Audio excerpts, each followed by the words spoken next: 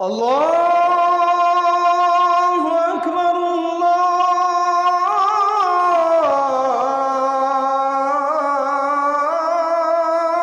আকবার।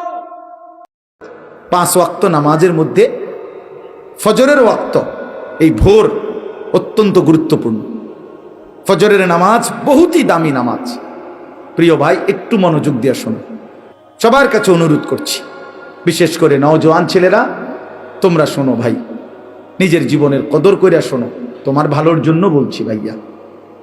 তু আগার মেরা নিহি বানতা না বান আপনা তো বান। তুমি যদি কারো কোনো উপকার নাই করো তো নিজের ভালো তো করো, নিজের কল্যাণ তো করো ভাইয়া। আপনা তো বান, এটা আল্লামা সৈয়দ আবুল হাসান আলী নদভী রহমতুল্লাহ বলতেন যে, হে যুবক, কারো ভালো যদি নাই করতে পারো করো না, কমপক্ষে নিজের ভালো করো, নিজের কল্যাণ করো। নিজেরে কেন নষ্ট করে দিবা, নিজেরে কেন বরবাদ করে দিবা? সারা রাত তোমরা যারা না মোবাইলে ছবি দেখো, নাচ গান দেখো, প্রিয় ভাই, শেষ পর্যন্ত কোথায় গিয়ে থামবা? তোমার এই লিপ্সা, তোমার এই যৌন তাড়না, তোমার এই অসভ্য রুচি কোথায় গিয়ে থামবা? কত নারী দেখলে থামবা? কত উলঙ্গ ছবি দেখলে শেষ হবে? কত অসভ্য নারী দেখলে শেষ হবে ভাইয়া? একদিন বেলা শেষে মনে পড়বে, আমার পেছনের জিন্দিগিটা ভুল ছিল, অন্ধকার ছিল, আমি ক্ষতি করছি নিজের। শারীরিক সক্ষমতা দুনিয়াতেও নষ্ট হবে, আখিরাতটাও বরবাদ হবে। এজন্য তো বলতেছিলাম, এই ফজরের নামাজ অত্যন্ত গুরুত্বপূর্ণ নামাজ। কোরআন শরীফে আছে, আল্লাহ তাআলা সরাসরি বলছে, এই ওয়াল ফজরি, এই সূরার প্রথম আয়াত ওয়াল ফজর। আল্লাহ বলছে, বান্দা, আমি আল্লাহ কসম করছি ফজরের ওয়াক্তের। তাহলে ফজরের ওয়াক্ত আল্লাহর কাছে দামি ওয়াক্ত, এই জন্য আল্লাহ তাআলা সরাসরি ফজরের ওয়াক্তের কসম করেছে। কসম। কোরআন শরীফে আছে, আল্লাহ তাআলা বলেন, ইন্না কুরআন আল ফজরি কানা মাশহুদা, নিশ্চয়ই ফজরের ওয়াক্ত আমার সমাবেশের সময়। ফজরের ওয়াক্তকে আল্লাহ কোরআনে বলছে ফজরের নামাজ সমাবেশের নামাজ। সমাবেশ কি? হাদিসে আছে, আল্লাহর নবী সাল্লাল্লাহু আলাইহি ওয়াসাল্লাম বলেন, সারা রাত আল্লাহর এই জমিনের মধ্যে কোটি কোটি ফেরেশতা এই পৃথিবীতে মানুষের আল্লাহর পক্ষ থেকে বিভিন্ন খেদমত করে, পাহারাদারি করে, এই জমিনে দায়িত্ব আদায় করে। কোটি কোটি ফেরেশতা আছে আমাদের চারদিকে আছে। আমাদের ডান কাঁধে বাম কাঁধে যে 2 জন ফেরেশতা লেখে, ওনারা ছাড়াও কিন্তু আমাদের সাথে আরো ফেরেশতা আছে। লাহু মুআক্কিবাতুম মিন বাইনি ইয়াদাইহি ওয়া মিন খালফিহি, এই কোরআন শরীফে আছে। আল্লাহ তাআলা বলছেন, আমার পক্ষ থেকে পাহারাদার তদারকি ফেরেশতা আমার বান্দার সামনেও আছে, পিছনেও আছে। ইয়াহফাজুনাহু মিন আমরিল্লাহ, আমি আল্লাহর হুকুমে আমার বান্দাকে, তারা এই ফেরেশতারা আমার বান্দাকে হেফাজত করে। তাহলে এরা তো হইল 2 জন লেখে, এরা ছাড়াও আমাদের সাথে আরো ফেরেশতা আছে। ফেরেশতা আছে। এই মানুষের চতুষ্পদ জন্তু যেগুলো মানুষ পালে, এগুলোর কাছে ফেরেশতা আছে। ফেরেশতা আছে। ফেরেশতা আইসা বলে কানে কানে, ভাই সাহেব, তোমারে বানাইছে আল্লাহর বান্দার খেদমতের জন্য, কাজে সে এখন দুধ দোহাইবে, গরু গাভী, তুমি ঠ্যাংলাইরো না, মাথা লাইরো না, তোমারে বানাইছেই বনি আদমের খেদমতের জন্য। এরকম অসংখ্য ফেরেশতা অসংখ্য ডিউটি আদায় করে। তো সারা রাত যেই ফেরেশতারা ডিউটি করে, ওনারা ফজরের ওয়াক্তে আসমানে ফিরে যায়। আর দিনের বেলা ফজর থেকে নিয়ে সন্ধ্যা পর্যন্ত আরেক গ্রুপ নতুন ফেরেশতা আসমান থেকে নেমে আসে, ওনারা আবার দিনের বেলা ডিউটি করে। তো এই 2 গ্রুপ, যারা ফজরের ওয়াক্তে উপরে যায়, আরেক গ্রুপ নাইমা আসে। হাদিস আছে, আল্লাহর নবী সাল্লাল্লাহু আলাইহি সাল্লাম বলেন, এই রাত্রিবেলার ফেরেশতারাও যাওয়ার সময় ফজরের নামাজ পড়ে যায়, আর যারা ডিউটি করতে নতুন আসে তারাও আইসা ফজরের নামাজে অংশগ্রহণ করে।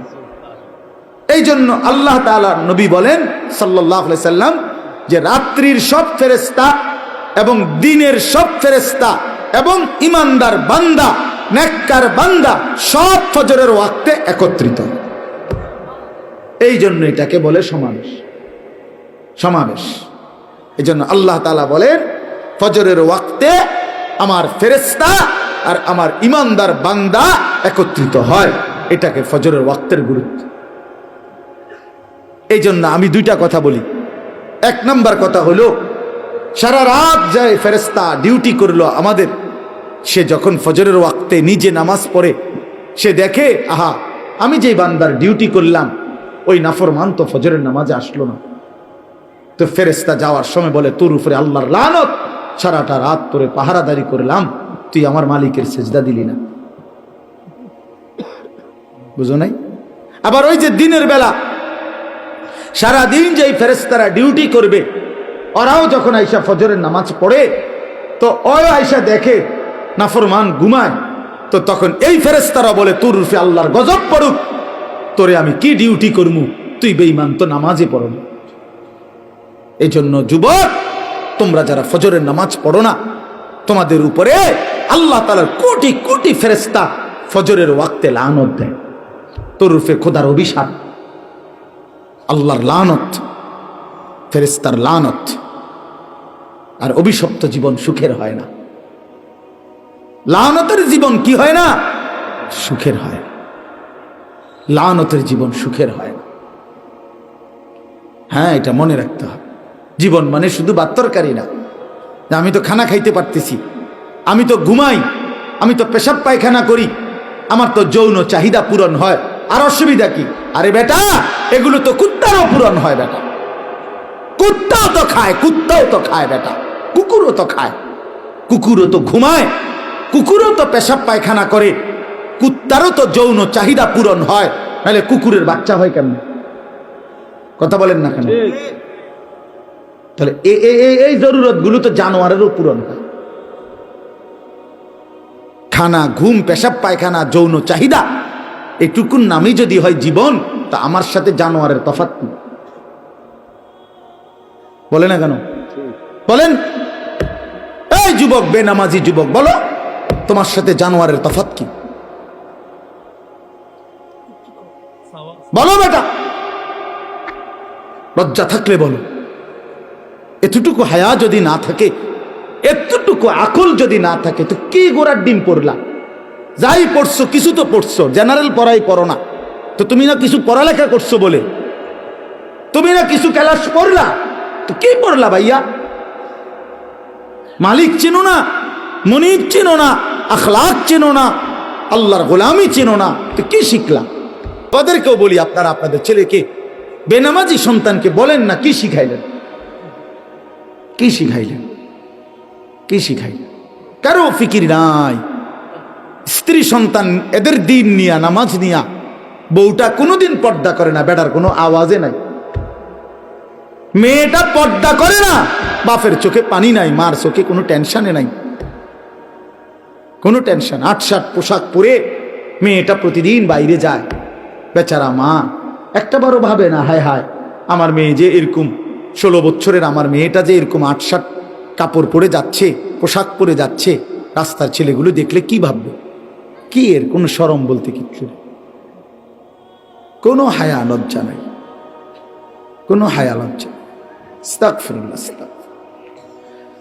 কারো কোনো এই নিয়ে টেনশন নাই। ছেলেটা যে আপন ঘরে, মা বাপ জীবিত, মা বাপ জীবিত, তার মা বাচ্চা রয়েছে, বাপ বাচ্চা রয়েছে, এই ঘরে হেবড়ারা ঘুমায়, আর ওই ঘরে এই নাফরমান 365 দিনে 18 বছরের এই দামরা, 16 বছরের এই দামরা কোনোদিন ফজরের নামাজ পড়ে না, অথচ মা বাপ জীবিত। এ কেমন মা বাপ, এ কেমন সন্তান? এই মা বাপের সার্থকতা কি? এই সন্তানের সার্থকতা কি? এই জীবনের কি অর্থ? বলেন বাবা, বলেন।